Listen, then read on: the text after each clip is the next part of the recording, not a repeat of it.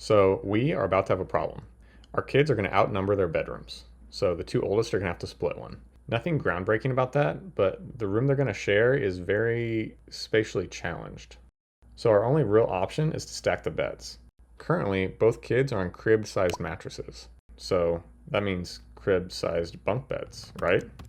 Unfortunately, when searching for this, all I could find was beds meant for siblings born at the same time. Get it? I'm not sure why these don't seem to exist. I mean, what's not to love about elevating a small person lacking coordination and self-preservation? Please don't call CPS on us. This video is meant for entertainment purposes only, blah blah blah. Okay, let's get to it. DIY bunk beds are typically made out of 2x4s and pretty functional. My goal is for this to look nice, which is ambitious for someone who's never made real furniture, but we'll have to look at it multiple times a day, and I need a compelling thumbnail, so here we are. Now there's a few strategies I'm going to use to achieve this. The first being using 1x instead of 2x4s for the structure. With the sharp corners, these will be easier to put together and disguise the individual boards, giving a more finished looking product when painted. For the basic structure, I'm going to be making 2 boxes that will contain the mattresses and then 4 posts that will attach to those. To support the mattresses, I'll use slats for the bottom bunk and a plywood piece on the top bunk. The plywood and slats will then be supported on the sides by these rails secured to the mattress boxes.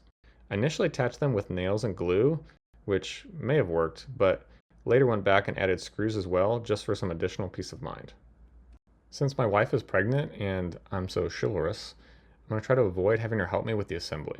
To pull this off, I'm going to use cleats on the 4 posts to support the mattress boxes. Not French cleats, just like regular cleats. To break down these plywood sheets, I'll use this Craig attachment on my circular saw that actually works decently well.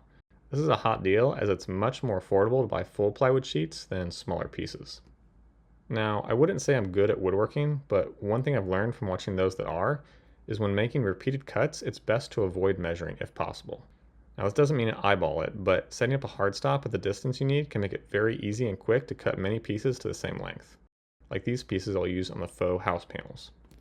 For all the pine on this project, I bought the highest tier option at Menards, Select. This did save me a bunch of time by not having to sand before I painted, but was obnoxiously expensive compared to what I've paid for material on prior projects. I told my wife this project would be a good reason for us to finally get a router table. Did I end up using it as much as I thought I would on this? No. But now I have a router table.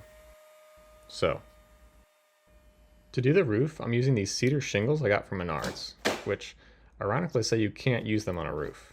But you couldn't tell that by looking at them, so I doubt my kids will be able to either. An interesting part about this design is our son is currently constrained to a crib at night, and we'd like to maintain that for a little bit longer and not have him be free range when he wakes up. So I'm building a section of fence for the bottom bunk that will let us shut him in securely at night, and then during the day or when he gets bigger, we can just leave it off. Similar to the mattress rails, I originally just attached this with glue and nails, but after briefly considering the abuse it may go through of a toddler laying on their back and kicking it, I decided to go ahead and add screws. For all the pine on this build, I could have left it unfinished, but I'm not sure a kid's hands are ever 100% clean, so I decided to finish it and the faux house panels with some polyacrylic. I want the bottom window to be covered, and I kid you not, I had a piece of PC in the garage that was the exact size I needed. All those leftover scraps saved finally paid off. Undoubtedly, that success will sentence me to another 6 years of keeping the extra drywall anchors and Allen keys from past projects. I mentioned earlier putting those regular cleats on the 4 posts so that I could assemble it alone and not have to hold everything at the correct height while putting in the screws, and with the aid of some clamps, this actually worked well. Like, surprisingly well. Thanks for the idea, Brent. Besides using the 1-inch boards to make this look more professional, another thing I'll do, which took quite a bit of forethought, is not have any visible hardware. If you have any nice furniture on the house, go look at it and see if there are any visible screws or nail holes. I almost guarantee there aren't. This is obviously because it doesn't look good. The fasteners don't add to the design, and people don't really care to see how it was assembled. So for essentially all the screws that I'll use to put this together, I'll fasten them from the inside out so that they're mostly hidden. This will help the aesthetic of the piece to outsell my actual construction skills. CPS jokes aside, we do want this to be safe. So we made the railings go up considerably higher than they otherwise would if they were just to prevent like rolling off the top bunk. You'll be able to see better at the end of the video, but I actually made this about 10 inches longer than a crib mattress, giving the top bunk a small landing at the foot of the bed. The bottom bunk is offset in the opposite direction, so I'll place a floor to ceiling divider, and on the other side I can put a couple shelves. For the fence cleats, or hooks, or whatever you want to call these, hiding the hardware ended up being a huge pain. If I was being smart about it, I would have done this differently. Maybe taped all 4 cleats to the fence and then had someone hold it against the bed while I screwed it in, but I wasn't being smart, and instead used more of a guess and check method, which turned out being pretty terrible. At this point, you may notice the bed is still missing a crucial component, a way to get up on the top bunk. We decided to go with stairs instead of a ladder, as while it may hurt to fall down the stairs, it's likely to hurt a lot more to fall 4 feet onto the floor. Admittedly, I had super high ambitions for this portion of the project. I wanted to come up with something super clever, a way to temporarily block off access to the top bunk when we needed, that somehow tucked or hinged or folded into the stairs and was hidden when not in use. Or to at least have a bunch of storage cubes or something under the stairs. Just some kind of pizzazz. But with the due date quickly approaching, I finally had to concede my grand plans just to be able to get this completed. So in the end, we just went with these 2 stairs with some pine accents. One issue I ran into was the ceiling fan blades now came pretty close to the top bunk, and this may come as a surprise from someone who's making bunk beds for toddlers, but I was worried about this being a safety issue. So I decided to swap it out for this style, which I think some people call a fandelier, that I found on Amazon, which was much smaller and had the blades covered. Now, is this the best at moving air? No. But I think it's a good option for any small room with bunk beds to eliminate any problems the ceiling fan may cause. Lastly, I'm going to add a couple of functional upgrades. First of which is a reading light for the top bunk. I'm using a 5-volt cob LED strip, which just means it has an extra diffuser layer, which completely disguises the individual LEDs. This one also came with an inline remote, which is great and means I don't have to add buttons myself.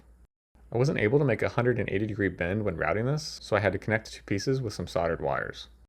I ran them along the sides of this board instead of pointing down for some indirect light, and it turned out looking really good. I'll install one of those clear file wall mounts to hold some books, and then lastly, we want to limit the top bunk from waking up the bottom bunk if they call for us at night. So to attempt to do that, I'm adding a wireless doorbell. This comes with 2 plug-in speaker receivers and a button that is battery powered. This should give us the best chance of not having both kids be woken up if the one on the top bunk needs to use the restroom.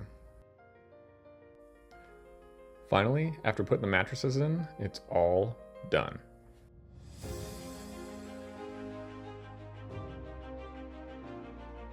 Don't let the overly dramatic music fool you.